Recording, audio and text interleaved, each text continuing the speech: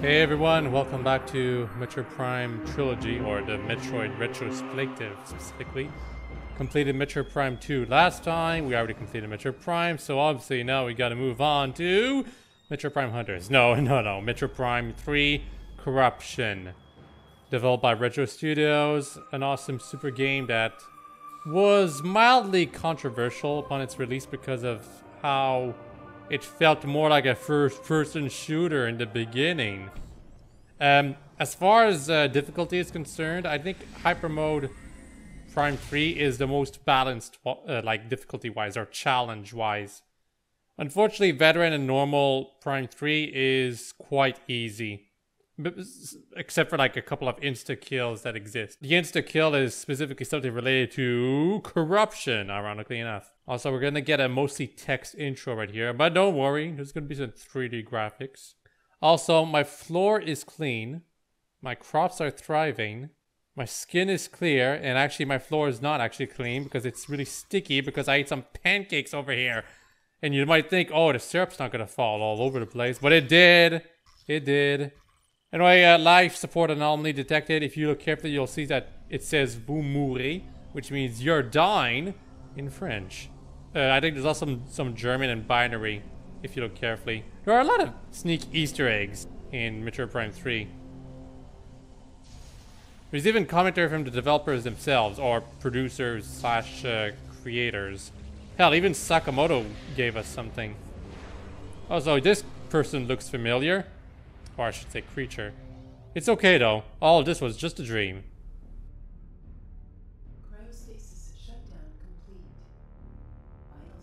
Okay, so in this game they had Samus magic her suit on. I don't like that, but it only happens once, and it also contradicts something that happens later in this game. Anyway, a cool thing that you can do here is you can look around the ship and you can interact with the stuff. But gameplay-wise, it's not that cool. It's mostly to check some information or change the look of your ship. You can also add some more stuff through, like, you can add a Mii bobblehead if you want. This is attack mode that I've got right now. This is to check my life signals, or current status. This is defense mode, so that we don't see outside. That's lame. In here, this is where we can, like, we enter some codes, but we only really do that once for advance the plot. However, there's also some Easter eggs from the developers and Miyamoto, I think, and Sakamoto and stuff. Tanabe, maybe? It's all Japanese, weirdly enough, even though this game was released in English first.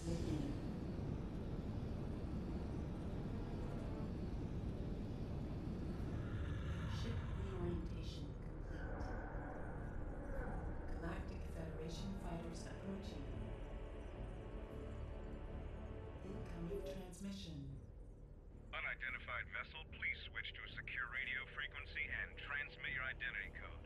We are standing by. Now, the reason why all of this is here is because originally Retro Studios was gonna have this game have you go around in your spaceship and actually have some gameplay related stuff to it. Unfortunately, that idea never really came through because I think it was squashed by Sakamoto or something. Or didn't have the time. One more thing. The game is also really hand-holdy in terms of Wii controls. That's too bad. However, this game is the first one that did them right as well. In case you're wondering. Like in terms of other first-person shooters in the Wii's early life cycle. Greetings, Samus. We welcome you on behalf of the Galactic Federation. Early on in its life.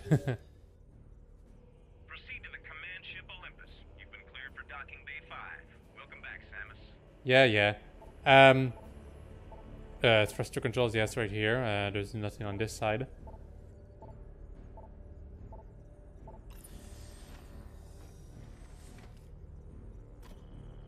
Okay, I don't remember how much I would do this. It's been a while. The thing is that before this game, we had like Red Steel for our first person shooters on the Wii system. And Red Steel wasn't very, very good at all. Like, it was super laggy in terms of pointer controls. It was really weird. I heard Red Steel 2 was significantly better than the first one, but that's not exactly an achievement. The first one was just straight up underwhelming.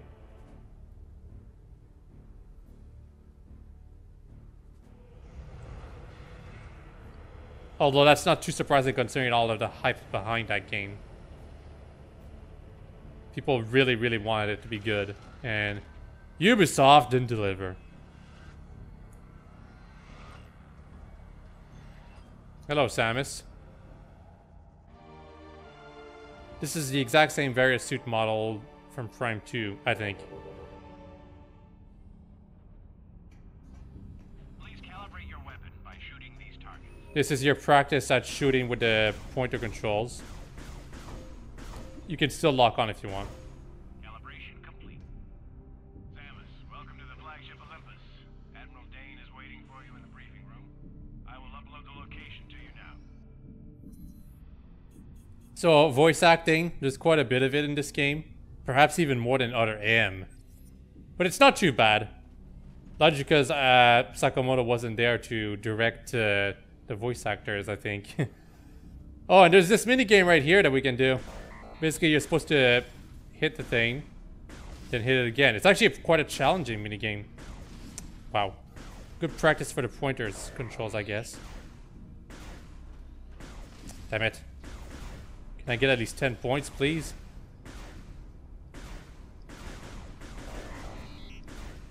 Oh, if you keep shooting, by the way, the score is gonna go back to 0.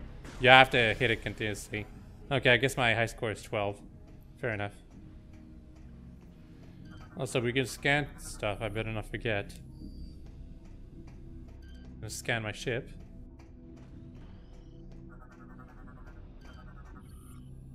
Mm-hmm.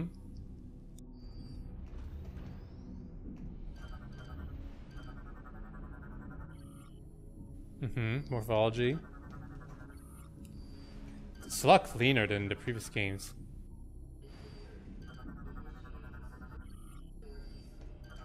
And there's a lot to do, too.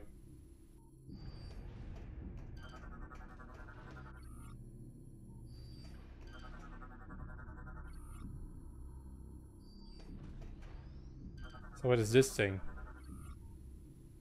Training drones the Federation Marines used for weapons training. And don't blame me if you call them machines, though. So yeah, this is a slow intro, the slowest out of all the Prime games, even counting Prime Hunters and Pinball. But I don't mind it too much. It's very different than what we're used to, that's for sure. Looks like he's getting ready for full-scale invasion. Yeah, we got the males and the females. They all kind of look the same, you know, the same models. Welcome aboard. That was some nasty business. You can shoot at them if you want. Like, normally when you approach them, you'll lower your arm cannon. But if you accidentally shoot at them, well, actually, I'm gonna try right now. Warning. Hostile weapons fire detected. Please stand down. So we did have this thing right here. Halberd class turret, automated turret that tracks targets. Quick movement can evade targeting. You do not want to attack this thing though. If you break it, a second turret pops up that hits much harder. And then if you break that one, a third turret pops up and that one will insta-kill you no matter how powerful you are. Even if you're invincible. So it is kind of cool that they made that. That they let you actually shoot some of the troopers and... These are troopers, really? Well, they're not for combat. Well, they let you shoot some of the NPCs, basically. But if you try to shoot the ones that are armored, the shots will just bounce off of them. Anyway, the game wants us to do something right here. Yep.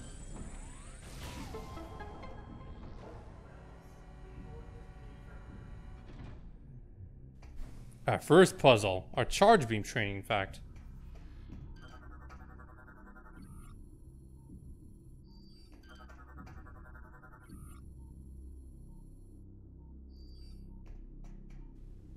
Okay, I know I'm taking my time, but come on. This is what this place is for.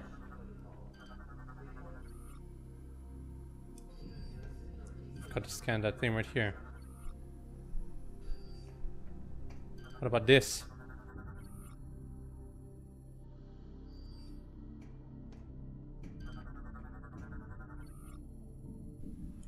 I probably shouldn't spend too much time, despite the fact that I want to. There is one scan that I must not miss, however. Yes, used to drop Marines into combat zones. We will see Marines in action. The Federation in this game is a part of the plot. Hell, a central part of the plot. More so than the Metroid Prime 2, where they were more like there, you know? And you just happen to solve everything for them. And this is our scan visor training. Log in, Samus Aran. Access code 13576. It's always that code, I'm pretty sure. 13576. Now that was our make sure you are not blind training. Let's scan this guy. Hunter Gore. In the box art of the Japanese release of this game, he's on it, so that must mean he's important, right? Probably. You'll need to pull that lever to work you to enter the containment area.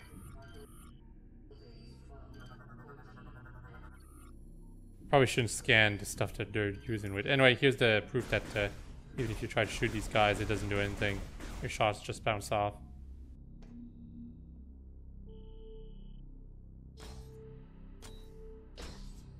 Man, making use of those accelerators. Area to begin the security scan. Initiating DNA verification.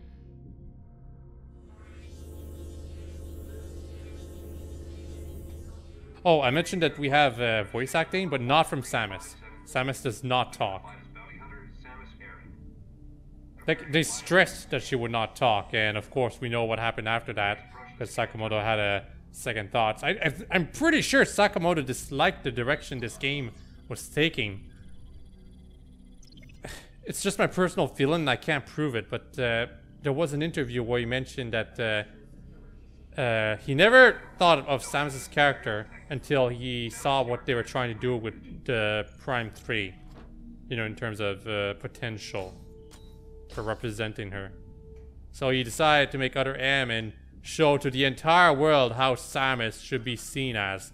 And these filthy Prime games will no longer corrupt his vision of her. Dumbass. Don't worry, I'll rip into Other M eventually. If I can't play, or rather, do a retrospective of Hunters and Pinball, Other M will be after this, actually.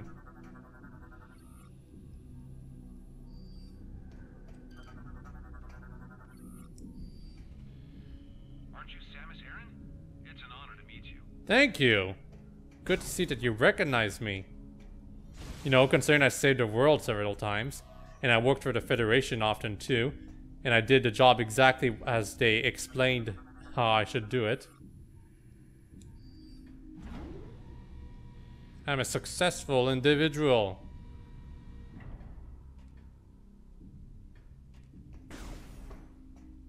Not some asshole's lapdog.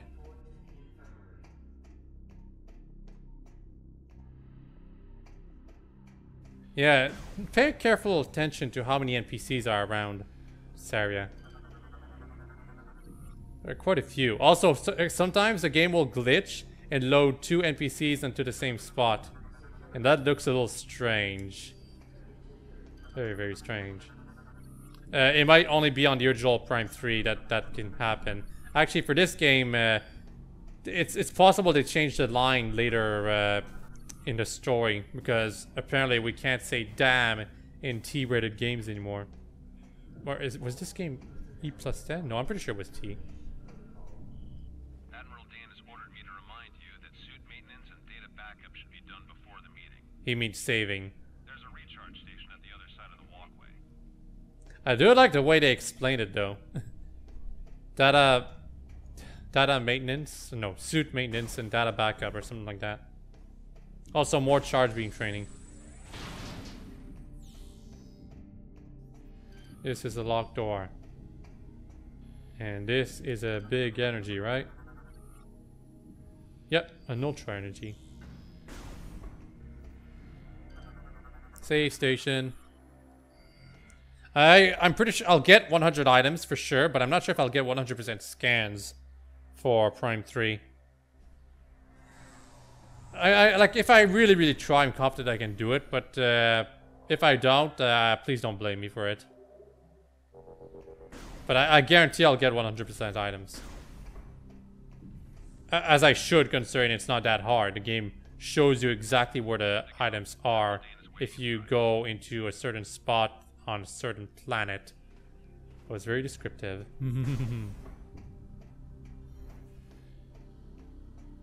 Man, a long hallway. I wonder why. Probably for loading, of course. Unfortunately, you can't scan these three until you're inside the room. And once you're inside... Hey, wait. Was that me? I'm already in the room?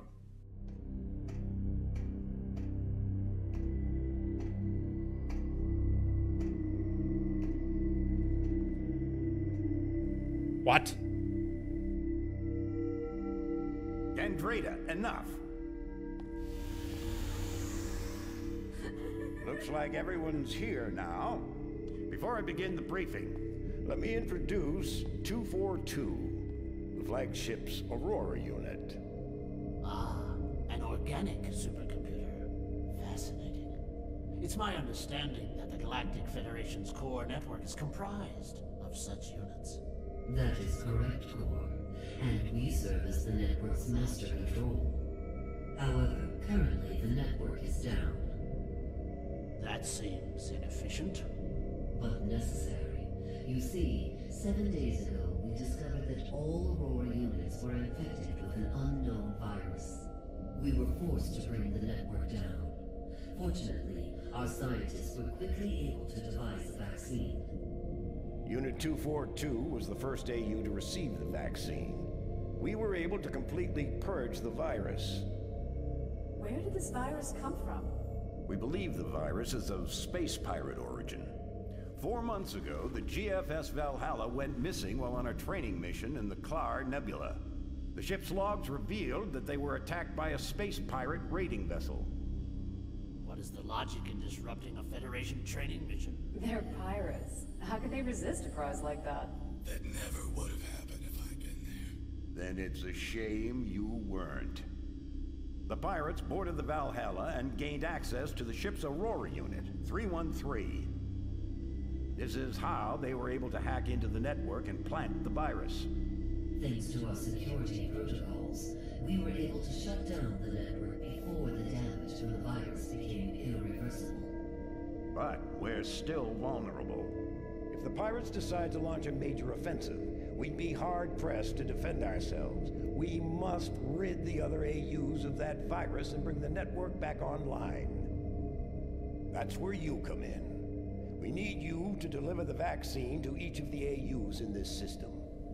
Okay, I'm gonna stop this scene right here. I want to explain who these characters are. To the far left, the purple alien lady, that's Gandreda.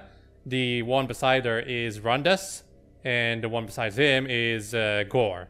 And of course, after that, it's me. The guy on the right is Admiral Dane.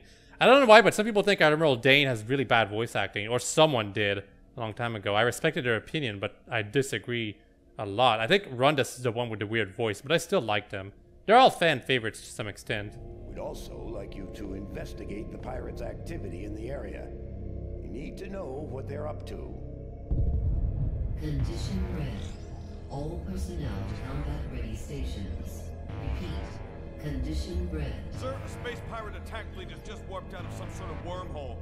They're also heading for Sector 0, the planet's home base. No, they're targeting the planetary defense system. Get down to the planet and aid the ground troops. Stop those pirates from disabling the defense system. Go. Okay, that go was a little weak. But come on, the voice actor probably only had one try to do that. person who criticized Admiral Dane's voice acting made it sound as if he had the worst voice ever.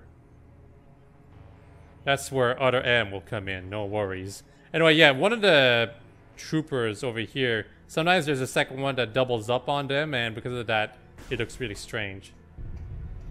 Anyway, this is why this hall is this long. Because besides loading the previous room, it also loads the next one, back where we were. It's all different now. Samus, get to your ship. We need you down on the planet. Until we get the fleet in formation. He moved before the explosion happened. Yeah, like, small inconsistencies that are kind of frustrating, but I don't mind too much. This was their first attempt at voice acting in a Metroid game, and I think they did fine.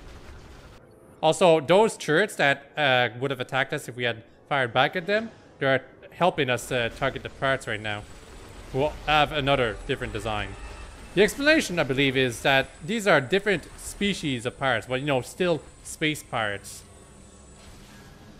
Feels overall strange, though.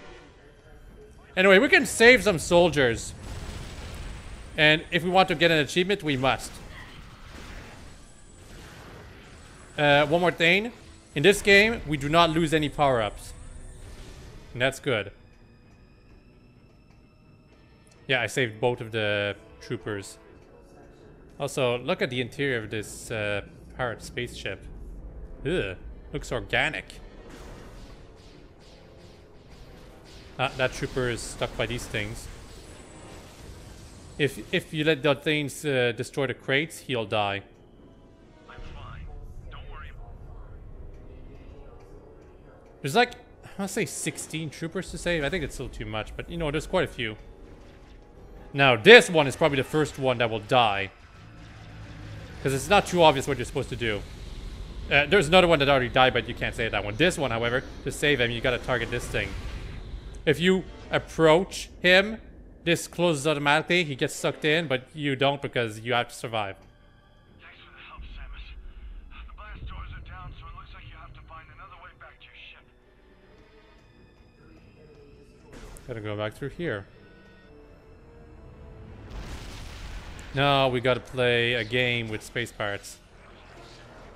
They stole this energy cell. We gotta get it back.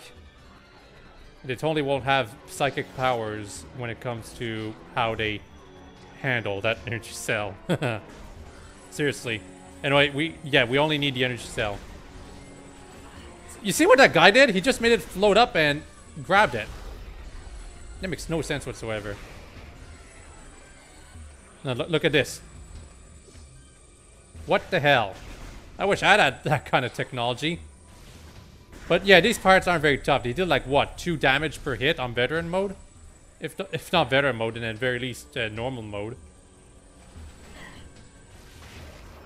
They really didn't think people who bought this game would be very good.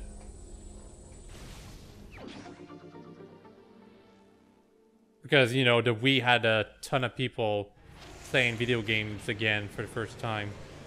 And these controls were completely new to everyone. But still, they shouldn't have treated us like this. This stuff is gimmicky, but I actually don't mind it personally. The whole pull, twist, turn kind of thing. Oh, and push. Can't forget about pushing. Oh no, I'm trapped. Tons of enemies. Makes for a good cutscene. Crawl mine. So yeah. They only explode once you're near, and then there's these big ones that can actually damage us from a distance. They're called crawl tanks. What about this thing? Oh, it's a boarding pod. Okay. So yeah, gotta shoot repeatedly. Yeah, actually have to destroy quite a few of the enemies here. Then you'll actually be able to proceed to the next area.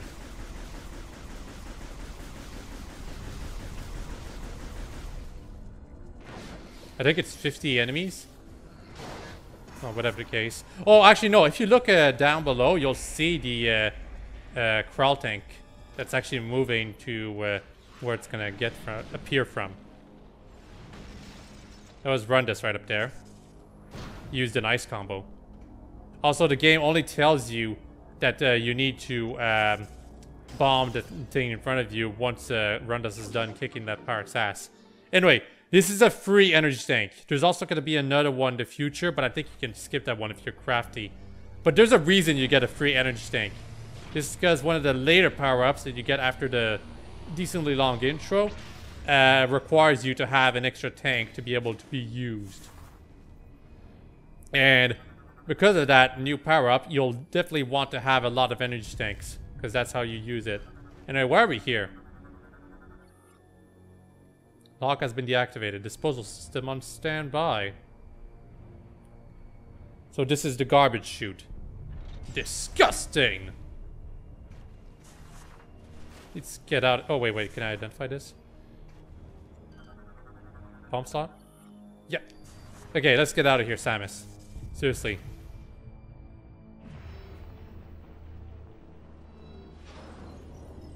Wait. Airlock cycling? Oh, no! Well, game over.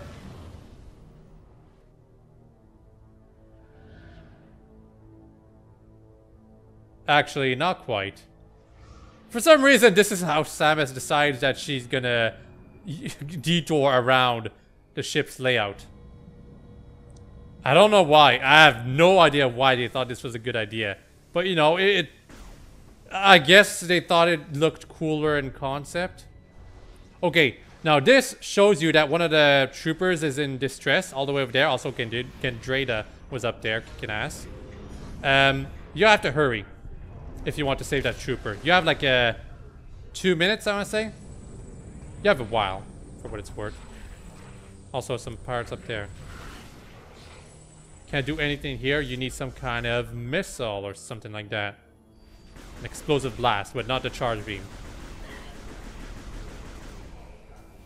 Anyway, double jump training. That's what this place is for.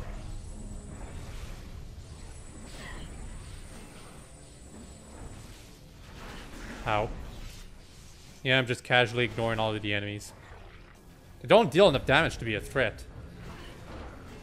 They really don't. Anyway, missile. Don't know why Samus didn't already have some.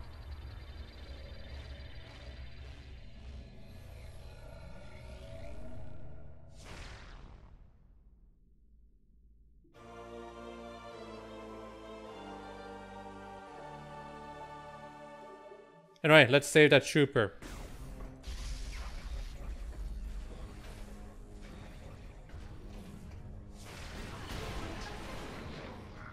And here.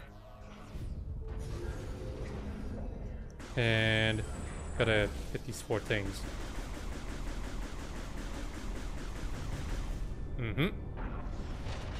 Was I in time? Yes, I was. If you were too slow, that trooper would have died. Also, these things are annoying and weak and don't even know why you ever bother with them. You can just crawl into them and they'll all explode and deal like 2 damage in the process. But you know, let's play along. Yep, that's how you intended to beat them. But really, you can just crash into them and they all explode. That was too close. Thanks, Samus. The hangar is just through those doors. I'm sure the troops on the ground could use all the help they can get. There's also a recharge station over there in case you need it. I don't really need it, but you know, let's play it safe.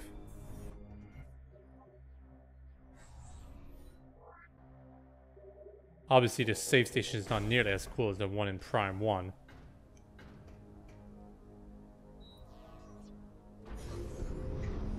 And finally, we're back at our ship. But of course, it won't be that easy.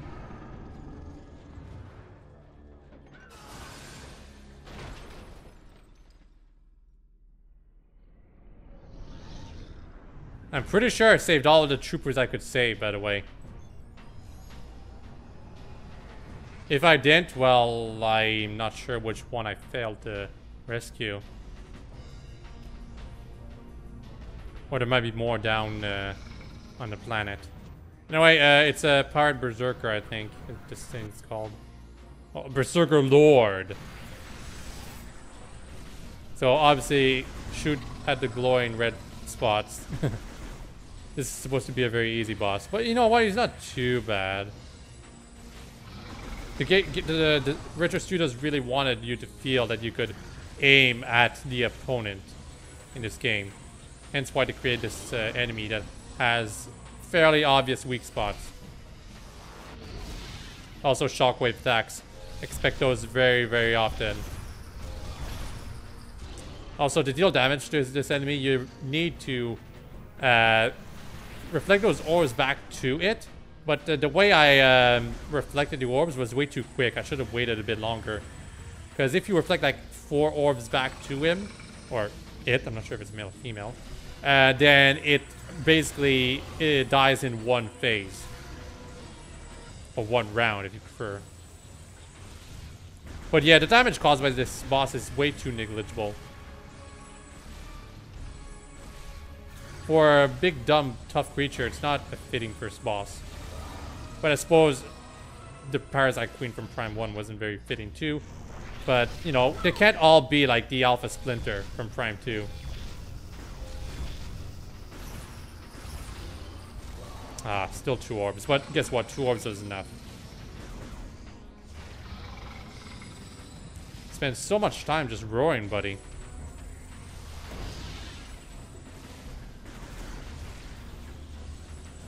Come on, aren't you dead yet?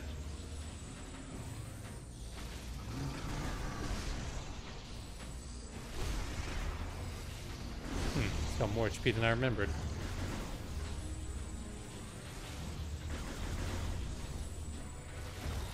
There we go.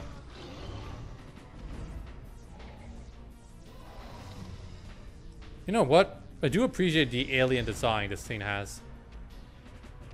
You can tell it's humanoidish, but the way its limbs work isn't too familiar. But you know, it's not a classic design, and I wouldn't feel too bad if it didn't reappear at any other point in the franchise. Also, gosh, what a death. To be fair, this is less crappy than drifting in space alone forever.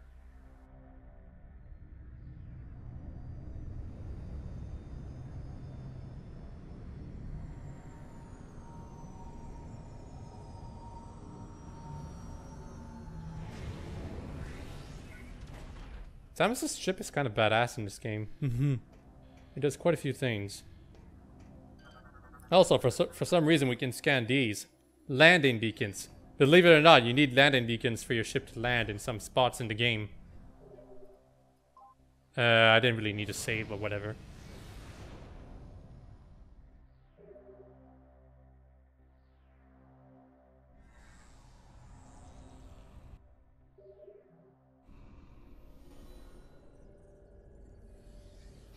So it's mostly this thing that we're always going to be pressing during the entire game, because this is the ship control button. We gotta go on to Norian.